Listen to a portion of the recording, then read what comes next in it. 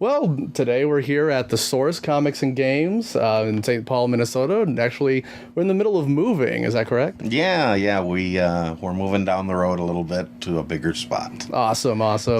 It's good to see people doing well, man, especially in this economy. Oh, thanks. Yeah. We're pretty excited. Awesome. So we've got the DC's New 52 that came out in September, and I was kind of curious, like, what are the general reactions that readers have had?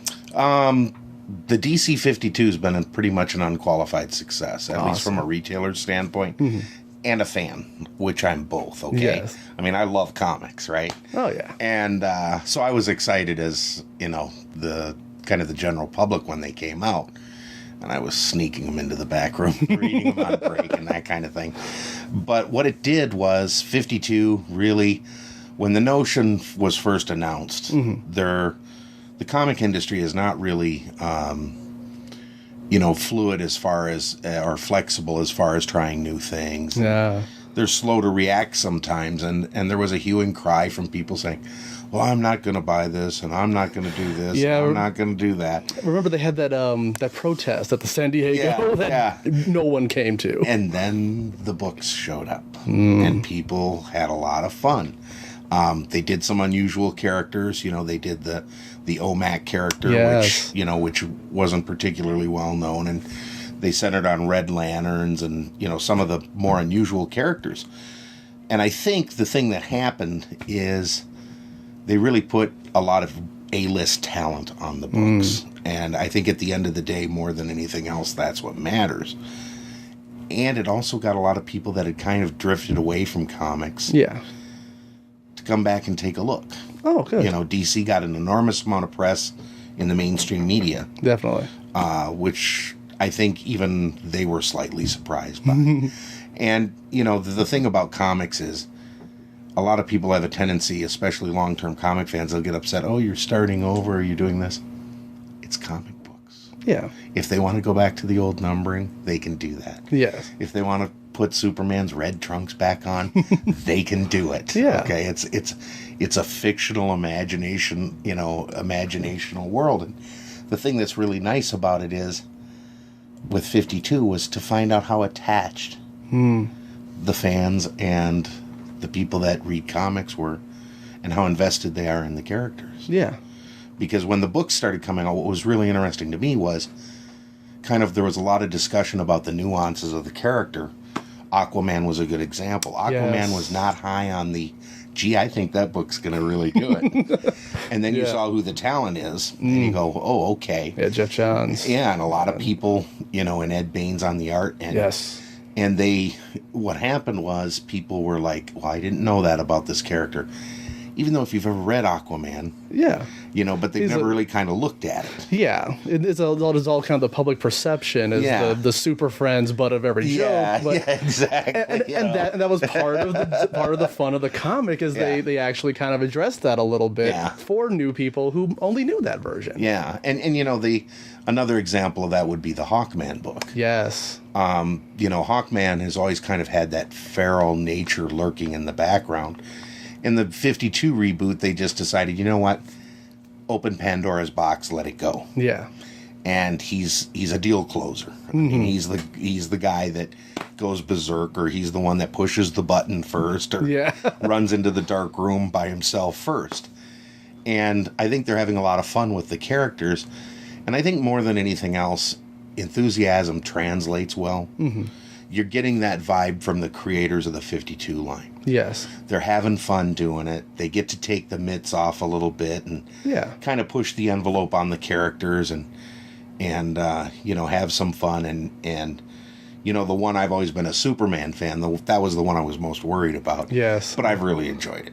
Kind of the slap happy kid, Yes. It seems I'm the most powerful guy on the planet sort of guy. Yeah, once you figure this out, it's like, wait a second, I can do a lot with this. And kind of how they're doing the characters. And it's fun. And I think that enthusiasm and excitement has reached the fans. Yeah. And we've had a lot of new people come in and say, well, gee, this is issue 1 or 2. I can get in on this. Yeah.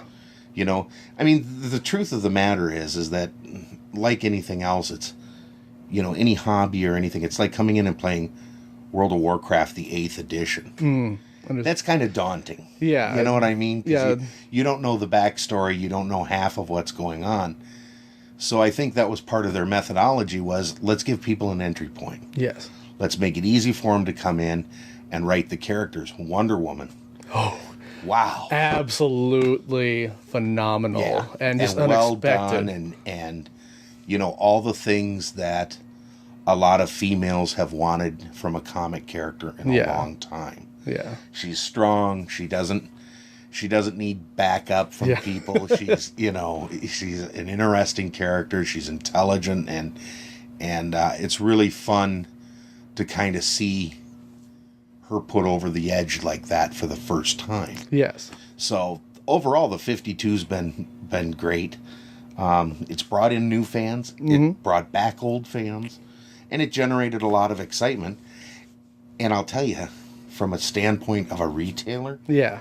one of the things that's really cool is it kicked Marvel square in the ass. Yeah, because they had been just dominating them for years prior to that. And not that I have anything against Marvel, but you guys know what happens when you have two entities competing. Yes. They both got to up their game. Yes. And we're starting to see, you know, Marvel's firing back with some of their big storylines Yeah. they've got coming. And, you know, the thing I loved about the 52, not to belabor the point, but Yeah. for example, of the 6, you know, they've got 6 titles that didn't do so well. Yeah, and they had to. So they have a second wave coming. Dial H for Hero. Yeah. Come on. Exactly. I mean, come on. Yes. I'm just like, okay. Yeah, and I can't wait to see what they do with that concept. Oh, yeah. Considering their track record so far, my goodness. Right.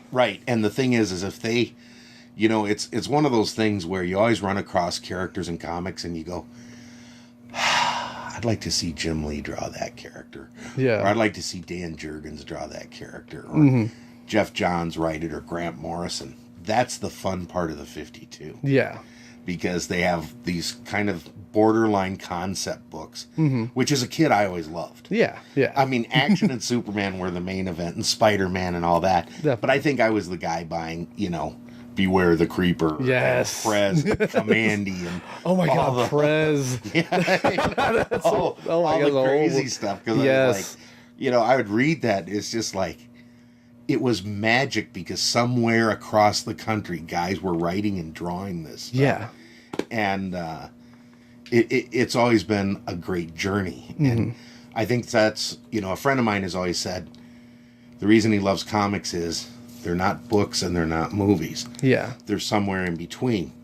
If you read a book, you have to imagine everything that happens. Yeah. If you see a movie, they feed it to you, all of that. He said, you read a comic, you've got Spider-Man standing on a building, and the next panel he's down here, but your mind filled in the swing down. Yeah. Yeah. You know how Spider-Man got down there. Yes. You know, and as Stanley Kubrick says, you know, no Hollywood effect can match the human imagination. Exactly. So, 52's been great. Awesome.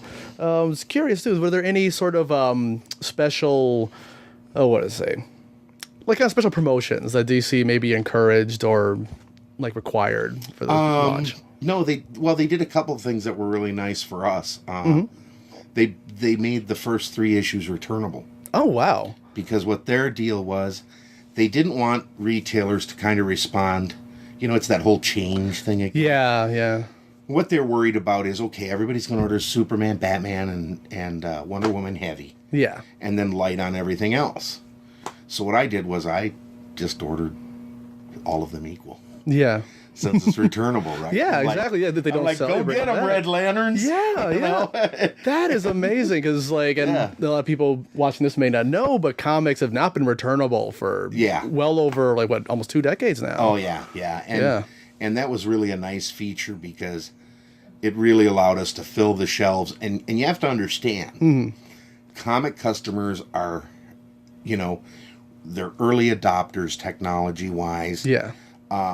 They're loyal. They're, you know, in general, they're a very intelligent group. When they come into the store on Wednesday and they see a stack of books like this on one title Yeah. and this on another, They grab the. they kind of got an idea that that's got a smaller concept. So when they came in and I've got Hawkman, Yeah. Superman and Red Lanterns and OMAC and Men at War all Yeah. stacked. They're like, hey, what the hell? Yeah, like all these are this now. All these have this kind of demand. Holy Yeah, I crap! gotta get Yeah. all of these. You know? Yeah. So that was a nice little thing they did. They were really good about getting information out to us. Cool. You know, about the creative teams and that kind of thing. And here's a fun thing they did too. They encouraged all of the creators on the books, Yeah. wherever they lived in the United States, to go to a comic store Oh wow. and do a signing. That's smart. Yeah, we got Doug Mankey. Oh cool! Holy It's crap! Very cool. Yes. And we're all big fans of Doug. He's so talented. And we got Dan Jurgens too. Oh my god. So we got him at separate times. But I mean, Yeah. talk about, I mean, Dan is, well, Dan's Dan. He's a legend. Yeah. And, you know, it's really fun because, you know, people, the thing it's easy to forget when you get involved in the day-to-day business of comics, it's easy to kind of forget that this is entertainment Yeah. and fun for people, you Yeah. know, because you just see the business side. And, you know, I had someone go up to Dan and he's such a gentleman Yeah. that she could hardly talk. I mean, it was Wow. like meeting a rock star. Oh, you know? that's awesome. And she's just, and he says, what's your favorite character? She goes, oh, I love Booster Gold. And he took the trade paperback she wrote and he drew a Booster Gold on there Oh, that is. and wrote her sweet. name on there. And honest to God, you would have thought she found the lost library of Alexandria. I mean, she kept is just holding on to squeezing. that. It's just like, That you know, is and I was awesome. like, God, I love this business. Yeah. You know? That is wonderful. And you know, Minnesota just has such a long and wonderful record of really cool creators. And I mean, all of the indie creators and the alt guys we have here, this place is like critical mass. We're ground zero. Yeah. Proportionally, we've always had you know, a disproportionate amount of creators, Definitely. working professionals, you know, given our state size. And we also sell more comics per capita. Wow. Just about every state in the union. Oh wow! I didn't know that. It was- Well, we haven't got anything to do all winter except for hang out and read comic books, for God's sake. that's very true. Well, 'Cause- except for this winter. But Oh yeah, this one was wonderful. Yeah. But yeah, it's one of those things that whenever I tell my friends who live out of state how many comic conventions are here, yeah. they can't believe it. They're like, "Wait, in Minnesota?" It was like they live in like in LA or New York, and they get like let's see, like New York. Even New York only has a couple. Yeah. They're like, "Yeah, well, we kind of equal you guys." I mean, especially if you take into account anime conventions and things like Oh, that. yeah, and the sci-fi shows. Yeah, like all We've the got a terrific genre. media community here. I mean, you know, the funny thing about it is that in kind of the whole wide world, in a store like ours where we have comics and games and that kind of thing, it's funny to see the bleed over back and forth. You know, like guys who play a game called HeroClix, little Yes. superhero stuff. They buy comics so they have a plot line for their game. Oh, cool. Okay, and you know the other people will buy, the media people will buy Buffy, and you know it's funny because people talk about comics. I mean, not to go too far off the reservation here. Yeah, yeah. I'm here to tell you right now, in my lifetime, there's never been a better variety of comics ever. Yeah. And we have the independent guys, I mean, in Minneapolis and St. Paul here, that are putting out some wonderful stuff. Yeah. You know, I mean, just groundbreaking. You know, guys like, you know, that I'm friends with, like Sam Heady and Stephen Stwally and the guys from the Cartoonist Conspiracy. And Yeah. it's fun to be near a radioactive pile, you know, because it's going to blow up at some point. Yes. So, Definitely. Cool. Let's see. Speaking of like the more extreme sort of reactions, like were there people who like either outright refused to buy the new 52 because they were so attached to the old ones, or were there like people who just couldn't believe that there was something brand new and just dove in head first? a little of both. You know, some of my, it's funny because we joke about it in the store, and you know, we don't, it's funny because, you know, one of the things that, once again, going a little off field here, you know, that series Comic Book Men on TV makes me crazy. Yeah. That's not how we are with our friends and customers. We don't laugh at them. We Yeah. laugh with them. Yeah. And they laugh at us, and we laugh with them. Yeah. I mean, we're were more simpatico than that kind of situation. And the reason I bring that up is, we had both ends of the spectrum. We had that's it, I'm done with comics. Yeah. And then there's oh my God, I can't wait. Yeah. Now, the guys, I would say about 90% of the guys, I'm not buying any of these comics. Cracked. Yeah. It was like watching a hot knife go through butter. Baby. Yeah. Because the first week, they were able to hold out. And then they started coming in and lurking around, and they're giving me the stink eye, like when they'd pick one up and look at it. Yeah. Like, are you going to give me hell about this? I was like, hell no, welcome aboard, brother. Yeah. And on the other side, we had a lot of people that were, younger kids and people that were new to comics, a lot of women. Nice. That came in and said, wow, it's the first issue. Yeah. I'm so on this. Yeah. And I get in on the ground floor. So yeah, it was a little of both, but I think the hardness melted away quickly. Cool. So, and there's always still some of that, but not much. Yeah, the kind of cats tend to be. Yeah. So, in the New 52's first 6 months, what were some of the titles that kind of had the most buzz around them?